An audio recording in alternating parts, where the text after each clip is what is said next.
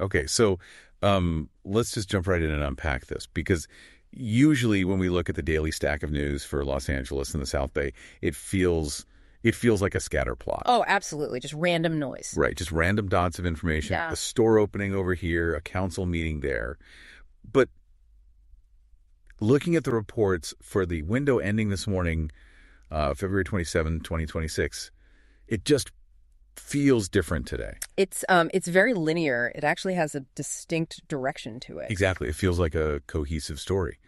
But it's a story with a really strange conflict right at the center of it. All right. Because on one side, you have the Port of Los Angeles just pouring concrete, literally breaking ground on a massive physical $152 million infrastructure project. Right. And then at the exact same moment, one of the biggest fintech giants in the region is just vaporizing 40% of its workforce. Yeah, I mean, it definitely looks like a contradiction on the surface, Right. but it's actually a correlation. And I think that's the main mission for our deep dive today. We're looking at the Regional Pulse Report, the Zenita shipping analytics, all these municipal filings, and we aren't just seeing stuff happen. We're seeing the whole region pivot from that macro uncertainty we've been talking about for 2 years. Right. The endless waiting game. Exactly. Moving from that into a phase the analysts are now calling structured growth. Structured growth, which, sounds like a very polite euphemism for painful changes. It's a bit of both, Yeah. honestly. It's the difference between just waiting for the storm to pass and deciding to completely rebuild your house while it's still raining. That's a good way to put it.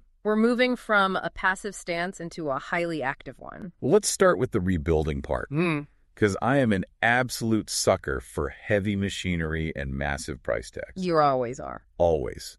The headline project here is the Avalon Pedestrian Bridge and Promenade Gateway. They just officially broke ground on this yesterday, February 26 in Wilmington. And this is a very significant piece of infrastructure. I mean, $152 million is not a small bet for the city. No, not at all. And visually, for anyone who hasn't seen the renderings, it's going to be striking. It's a 380-foot concrete cable-stayed bridge. Which is gorgeous. It is. Yeah. And for people who don't follow civil engineering, that's the style where the main tower holds the cables directly. So it looks very modern, very sleek, almost like a giant harp. And it's going right over the Pacific Harbor Railroad. Right, but look at the why behind it, because for decades, that rail line was effectively a wall. A total barrier. Exactly. It cut the Wilmington community off completely from the waterfront. The port was just this industrial fortress that you worked in, not a place you went to enjoy. Yeah. So this project transforms 12 acres of what was essentially just an industrial buffer zone into open, usable community space. A massive philosophy change. It's the city saying the port actually belongs to the people, not just the shipping containers. Yes. It's entirely about connectivity. Exactly. It creates a direct physical link between the residential neighborhood and the waterfront promenade. So it's a signal. The port is finally integrating with the fabric of the city rather than just, operating alongside it in a silo. But, and I really hate to be the bearer of bad news here, while we are building this beautiful bridge for the people, the actual business of moving those shipping containers is looking a little shaky. You're looking at the trade data. I was reading the Zenita analytics you sent over, and honestly, my jaw hit the floor. The spot rates took a serious dive. A massive dive. The price to move a container from the Far East to the U.S. West Coast, it dropped to $1,889 per FEU. Right. And just to clarify for everyone listening, FEU stands for 40-foot equivalent unit. The standard big metal box. Exactly. The standard box you see stacked on a truck or a train. And that price was over $2,052 just last week. That is a steep drop in just 7 days. So are we seeing demand crash? Are people just not buying things? See, that's the natural assumption. But the data says no. It's not a demand problem at all. It's a capacity problem. Meaning too many ships. Way too many. Global fleet capacity grew by 3.2% this quarter alone because we kept building all these massive ships during the pandemic boom, and now they are all finally hitting the water. But the amount of stuff we're moving isn't keeping up with all those new ships. Right. Global port handling only went up 1.5%, so supply drastically exceeds demand. It's just basic economics playing out in the harbor. So it's a glut. It's a huge glut. But there is a much nastier detail in the export data specifically for Los Angeles. Did you catch the stat on soybeans? I did, and I actually had to reread it to make sure it wasn't a typo. Soybean shipments from LA to China have collapsed by 80%. 80%. That is a 3-year low. Yeah. And that matters so much because of the logistics loop. Ships come here full of electronics, clothes, furniture, but they need to go back across the Pacific full of something. Right, usually agricultural products. Exactly. Soybeans or recycled materials. If they don't have those exports, they have to go back empty. Which means the shipping lines are just bleeding money on the return trip. They're essentially paying to ship air back to Asia. That's exactly what's happening. And those empty containers, they have to sit somewhere before they leave. So on the surface, you've got this beautiful new pedestrian bridge and a sunny, groundbreaking ceremony. Yeah. But underneath all that, the logistics managers are playing a really high-stakes game of Tetris with empty metal boxes, all because the export market has softened so dramatically. That really captures the duality of the harbor right now. It's visible progress mixed with invisible friction. That's a great way to put it. And speaking of invisible friction, we have to talk about the tech sector. Because if a port is dealing with physical capacity, the tech world is dealing with human capacity. You're referring to the big news from Block, Inc. Formerly Square. Yeah. This news broke on the 26th, and it really sent shockwaves through the industry. They are laying off 40% of their workforce. It is a staggering number. It really is. And usually, when I see a number that big, 40%, I instantly assume the company is circling the drain. Right. You think bankruptcy. Yeah. Panic, selling off the office furniture, the whole 9 yards. But that is not the case here at all. Block is highly profitable right now. Their earnings are actually growing. Right. So why gut the workforce? Yeah. If you're making money, why fire nearly half of your people? This goes right back to the structured growth we mentioned at the top of the deep dive. Jack Dorsey, the CEO, was very explicit in his press statement. He said he wants smaller, flatter teams, and the primary lever he is pulling to get there is artificial intelligence. This really feels like a turning point. We've heard for years that AI won't replace you, it'll just make you more efficient. But here, it looks like AI is making the company itself so efficient that they just don't need the people. It's the difference between using AI as a basic tool versus using AI as the actual architect of your business model. Dorsey is placing a massive bet that a small, highly agile team armed with heavy AI compute can outmaneuver a large army of humans. It's a fundamental structural redesign of what a modern corporation looks like.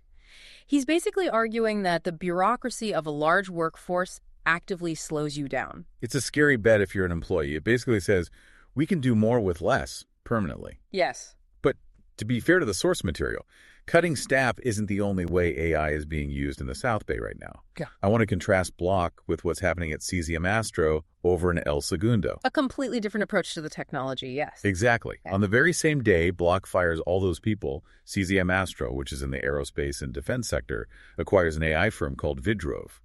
But they aren't using it to cut their staff. No, they're using it to radically upgrade their hardware capabilities. CesiumAstro builds telecommunications payloads for satellites. Okay, so let's unpack this for a second. Why does a satellite need AI? Because in my head, it just floats up there and beams data back down. Right. That's the old way. That's what the industry calls the bent pipe model. Bent pipe. Yeah. The satellite receives data, beams it straight down to a ground station, humans analyze it, and then they send instructions back up. But that takes time. And in defense or disaster response scenarios, milliseconds matter. So they want the satellite to actually do the thinking. Exactly. CesiumAstro wants to put the AI directly on the satellite. They call it on-orbit processing. So the satellite sees something, maybe a severe weather pattern forming or a specific ship moving, and it analyzes that data instantly in space before sending the answer down. That makes sense. It severely reduces latency and makes the whole network much more resilient. So for Block, AI is about shrinking the headcount. But for CesiumAstro, it's about shrinking the latency. Precisely. One is driving efficiency, the other is driving pure capability. It really shows that AI isn't just a monolith. It's a tool that different industries are wielding in vastly different ways. That's fascinating. And then, just to keep things properly weird, in El Segundo, we have Beyond Meat. Ah, yes. The great diversification play. They launched a new product line called Beyond Immerse. And get this. It is sparkling protein water. In 4 new flavors, apparently. I have to be totally honest with you. Sparkling and protein are 2 words that my brain refuses to put together in a beverage. It sounds like a texture nightmare. Yeah. Like, is it fizzy meat water? I strongly suspect it's fruit flavored, fortunately. But look at the corporate strategy behind the product. Right. Their core meat substitute market has been highly volatile lately. Sales have been up and down quite a bit, so they are aggressively pivoting into adjacent categories to stabilize. Beverages. Beverages are a massive high-margin market, so it's another form of structure. If one pillar of your business is shaky, you build another one right next to it, even if that pillar is, well, carbonated protein. I think I'll stick to regular tap water for now. Thank you very much. But this idea of shaky pillars actually brings us to the biggest physical change happening in the region. Real estate. The great pivot. Right. Because if Block is proving that you can run a highly profitable company with 40% fewer people, then logically, you need 40% less office space. Exactly. And the market is finally admitting it out loud. We have a development proposal for 1440 Rosecrans Avenue in Manhattan Beach that is just wild. It's the ultimate sign of the times. This property is currently a 78,000 square foot office building, 5 stories tall. It's your standard, everyday corporate fortress. Yeah. The proposal that was notified to residents on February 26 isn't to renovate it, it's to demolish it entirely. Swipe it right off the map. And replace it with a 500-unit apartment complex. That is a massive density shift. I mean, we're going from desks for commuters to beds for local residents. And the scale of this thing, it's 71 feet tall with parking for 800 cars. This isn't just a minor zoning tweak. It's a total transformation of the block. And importantly, the proposal includes 100 units strictly reserved for low-income residents. Which connects perfectly back to the Altus Group podcast report we have in the source stack today. They pointed out that Los Angeles is a serious national outlier right now in commercial real estate. Office values are down 27.3%. That is a crash. Let's just be honest about it. Yeah, and retail isn't much better, down 21.5%. It is incredibly painful for the current owners.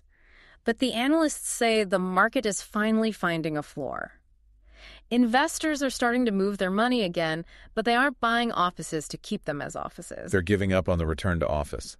Exactly. They are fully accepting that the work-from-home shift is permanent, and they are converting that capital into adaptive reuse projects like Rosecrans or last-mile industrial assets. It's almost like the city is shedding its skin.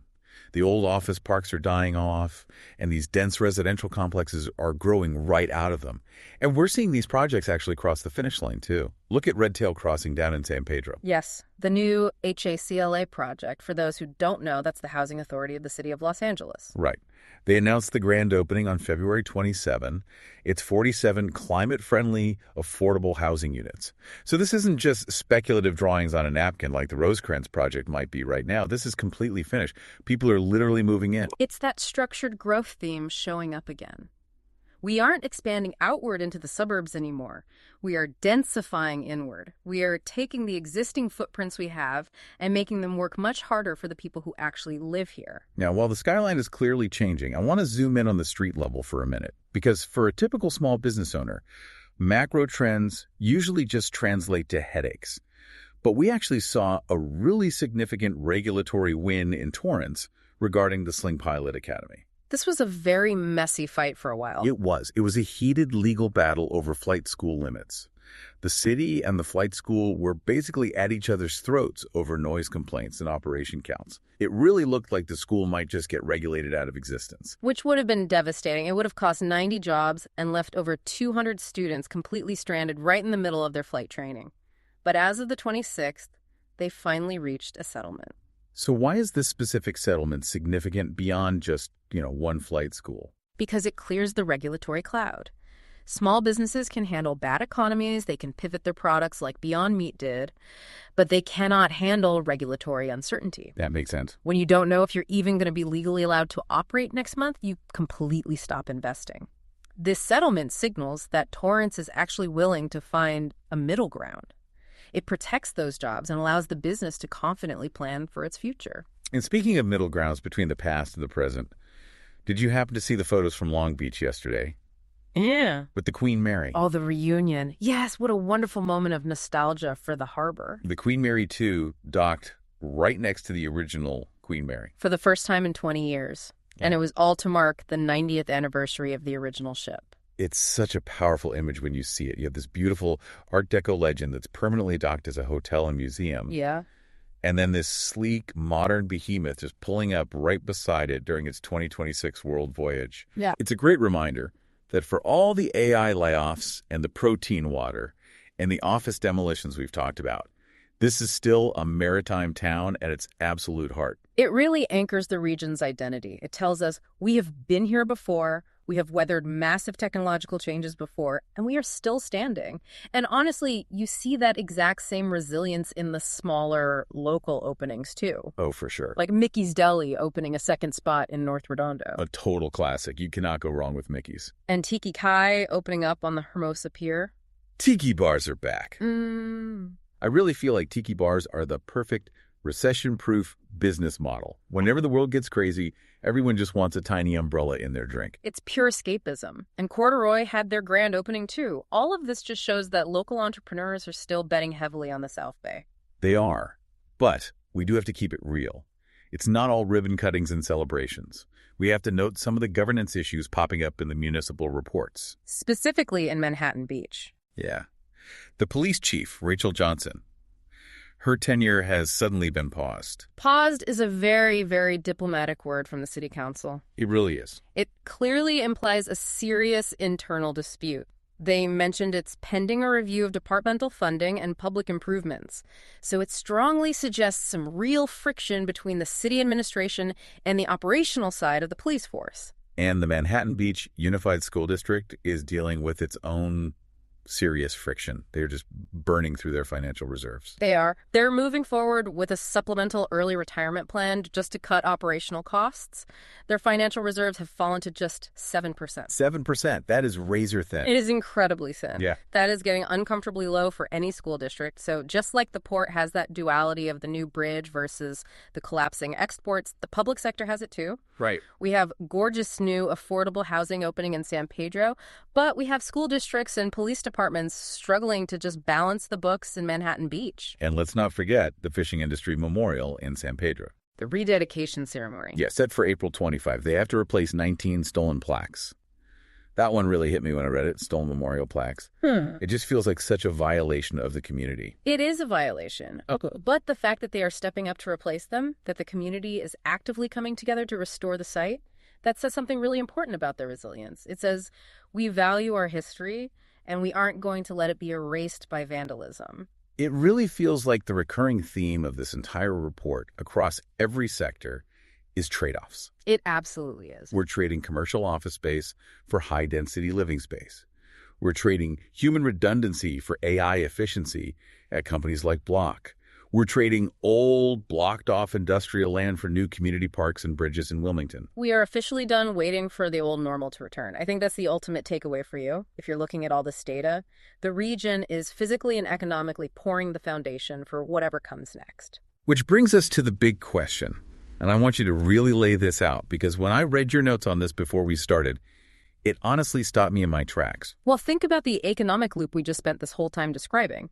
Block and other tech companies are maintaining their high profitability with far fewer people. Because of that, they don't need these massive corporate campuses anymore. Right. The demand for desks drops. So the real estate developers are tearing down the vacant offices to build apartments, just like we're seeing on Rosecrans. Okay, so people are going to live there now instead of commuting to work there. Exactly. But here's the catch. The entire economic model of a major city like Los Angeles, and specifically its tax base, is fundamentally built on what we call the workplace economy. Meaning the commuters? Yes. Oh. Commuters driving in every morning, paying for parking, buying coffee and lunch, paying gas taxes, and keeping the lights on in those massive office towers. So if the commuters don't come... If the commuters don't come, and the new residents are either working remotely from their apartments or perhaps not working at all because AI has permanently reduced the available workforce who pays for the city infrastructure. Oh, wow. We are rapidly dismantling the office buildings, but we haven't figured out how to replace the massive tax revenue that those daily office workers generated. So if profitable companies are shrinking their staff using AI and office buildings are literally becoming apartment complexes, are we witnessing the end of the traditional workplace economy in Los Angeles? And if so, what does that mean for the city's future tax base? So we are essentially building a city designed for residents, but it's funded by an outdated tax model designed for commuters who just don't exist anymore. That is the ultimate friction point. Yeah. And that is exactly what local governments over the next 10 years are going to have to solve. That is a lot to process. The end of the lunch economy, I'm definitely going to be thinking about that the next time I drive past one of these huge construction sites. As you should. It's a central question that will define the region's future. Well, on that slightly heavy but fascinating note, thank you for joining us on this deep dive. Whether you're listening from a brand new apartment on Rosecrans, a flight school over in Torrance, or just watching the container ships roll in at the harbor, stay curious. We will catch you next time.